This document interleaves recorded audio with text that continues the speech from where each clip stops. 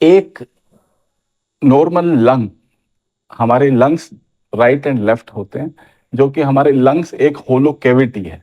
अगर होलो कैविटी है तो उसको बहुत ही डेलिकेट स्ट्रक्चर है हमारा लंग, और उसकी एक कवरिंग बोलते हैं जिसको हम प्लूरा बोलते हैं, जिसको हम उसकी कवर बोलते हैं। सो राइट और लेफ्ट लंग नॉर्मली एक लंग है और उसके चारों तरफ उसकी कवरिंग है। इनर लंग के अंदर हवा जाना नॉर्मली और हवा बाहर निकलना वो नॉर्मल फिनोमिना है। क्यों? क्योंकि हम रेस्पिरेशन इन कर रहे हैं, रेस्पिरेशन बाहर छोड़ रहे हैं, क्योंकि हमारा लंग इन्फ्लेट होता है, लंग डिफ्लेट होता है। अगर लंग के अंदर हवा एबनॉर्मली भर जाना, उसका मतलब क्या होता है?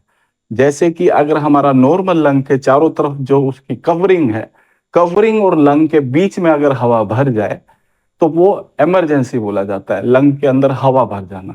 ऑब्वियसली उसका मतलब यही होता है कि लंग के अंदर हवा नहीं, लंग के चारों तरफ हवा भर जाना, जिसको कि हम निमोथोरेक्स बोलते हैं। निमोथोरेक्स का कारण बहुत सारे हैं। अगर आपको कोई इंजरी हो जाए, ट्रॉमा हो जाए, रोड ट्रैफिक एक्सीडेंट हो जाए, कोई ब्लंट ट्रॉमा हो जाए, और कोई प्रोसीजर से रिलेटेड लंग के अंदर पंचर हो जाए, तो लंग की कवरिंग में हवा भर जाती है। अगर लंग की कवरिंग में हवा भरेगी तो लंग इन्फ्लेट नहीं होगा, डिफ्लेट नहीं होगा, और आपको हॉस्पिटल में तुरंत जाना पड़ता है। क्यों? क्योंकि अगर लंग की कवरिंग के अंदर हवा भर जाती है और लंग इन्फ्लेट डिफ्लेट नहीं हो पाता, तो ये मेडिकल इमरजेंसी बन जाता है, जिसको ट्रीटमेंट सिर्फ एडमिशन के बाद ट्रीट करना होता है, क्योंकि उस हवा को निकाला जाता है ऑक्सीजन के माध्यम से, और कई बार हमें छोटा नली भी डालना पड़ता है जैसे कि वो हवा निकल पाए।